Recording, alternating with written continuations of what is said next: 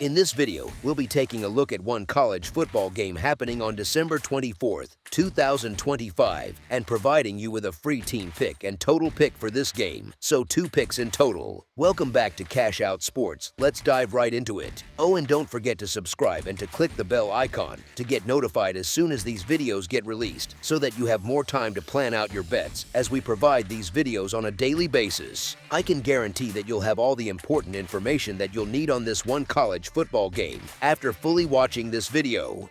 One more thing before we start: if you would like to gain access to our best exclusive sports picks to take your journey to the next level, then check out our Patreon in the link down below, where we offer our best single picks, parlay picks, and much more. Now let's get started.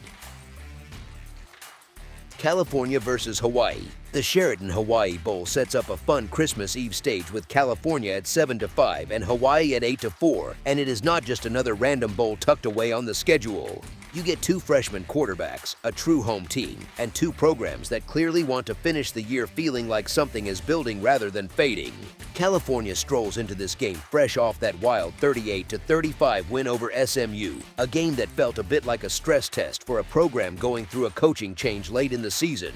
Even with the staff in flux, the Bears' offense put up 452 total yards, 330 of those through the air, while averaging 5.9 yards per play and moving the chains for 27 first downs. They went 7 of 13 on third down, which is the kind of efficiency that keeps a freshman quarterback in rhythm and a defense on the sideline long enough to catch its breath. On the flip side, the defense allowed 477 yards and 7.1 yards per play and gave up 7 of 11 on third down, so it was not exactly a work of art, but it was just sturdy enough when it mattered. Zooming out from that single game, California's season profile is pretty clear. They average 24.8 points per game. Through the air, they sit at 270.8 passing yards per game with 19 touchdowns and 10 interceptions, which is solid but leaves room for those what-if drives that stalled or turned into turnovers. On the ground, they manage 76.5 rushing yards per game and 18 touchdowns, so the scoring output is there, but the rushing volume is not exactly scaring anyone.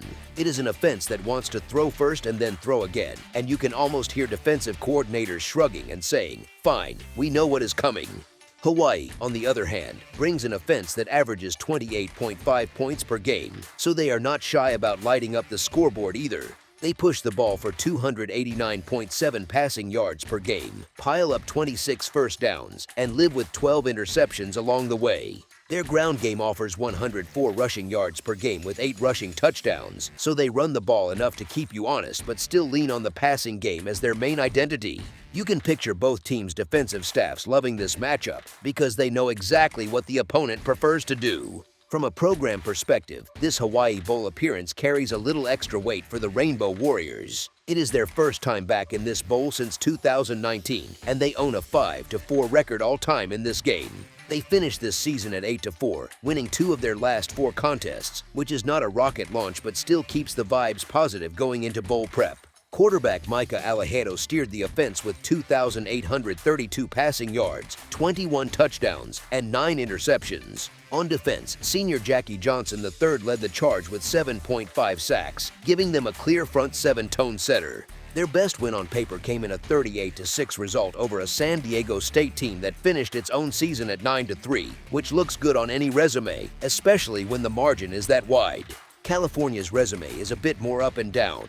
They closed at 7-5, but they dropped 3 of their last 5 games, which might look like a red flag until you remember that their closing stretch included some serious opponents. Their offense is driven by freshman quarterback Jaron Kiwi Sagapoluteli, who threw for 3,117 yards, 17 touchdowns, and 9 interceptions. Linebacker Cade Ulabi led the defense with 88 tackles, which tells you how often he was around the ball and how central he is to what they do.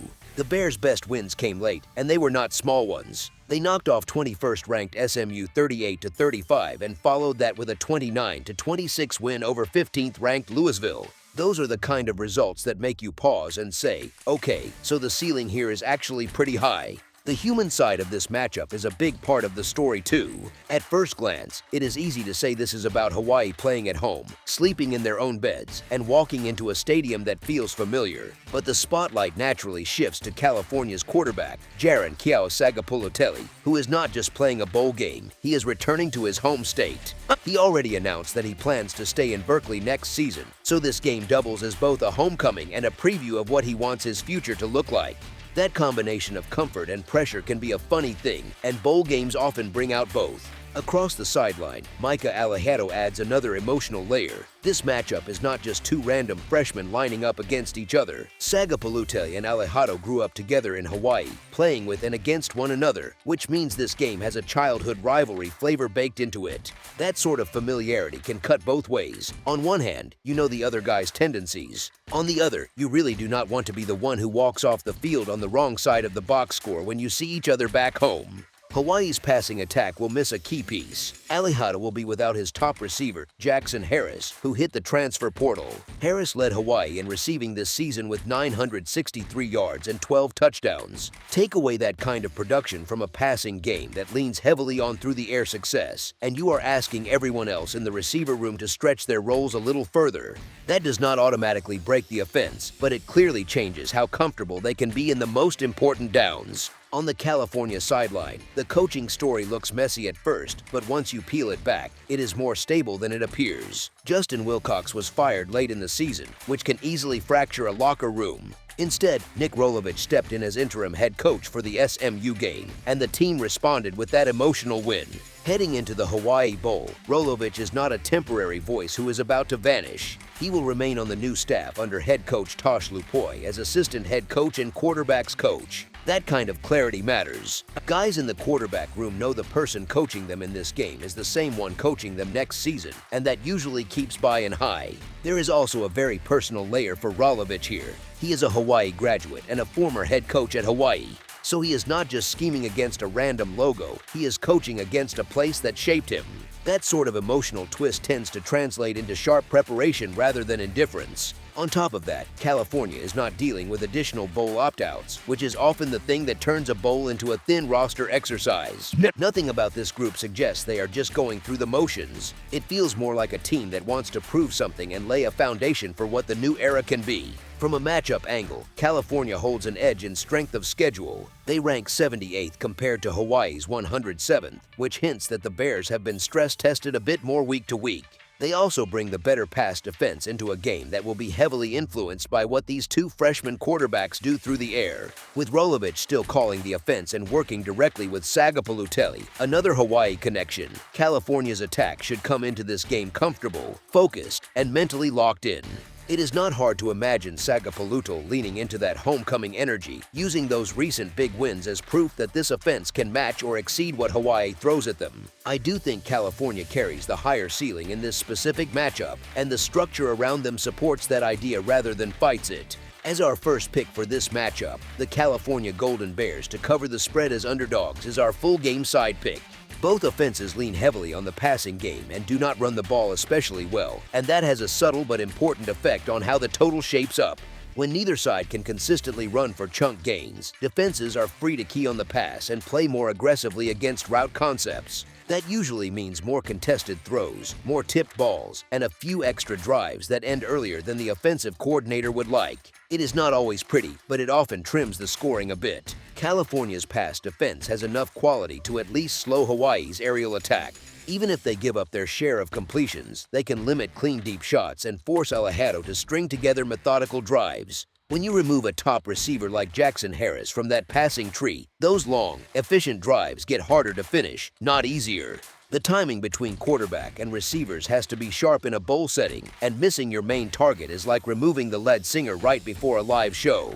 On the other side, Hawaii's defense is capable of preventing California from hitting explosive plays over and over. Sagapuloteli has the arm talent to attack down the field, but a bowl game with a young quarterback often leans a bit conservative early. Coaches tend to favor safer reads, quick throws, and intermediate concepts until everyone settles into the moment. That sort of approach can move the ball, yet it also leads to more snaps, more chances for a penalty or negative play, and sometimes more field goals instead of touchdowns. Add in the fact that both starting quarterbacks are freshmen on a bowl stage, and it is reasonable to expect some nerves to show up, especially in the first quarter.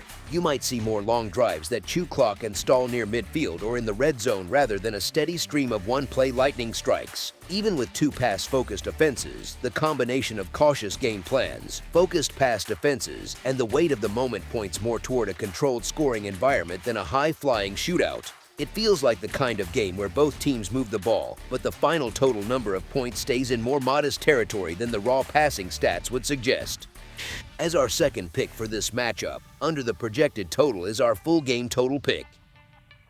That's all for now, so if you have any other games you would like reviewed, then leave a comment down below with the game you would like analyzed, subscribe to our channel, leave a like on this video, and we'll get to it as soon as we possibly can. We would also love to hear your opinion on the picks presented to you in this video, whether you agree or disagree with them, so leave a comment down below and do let us know.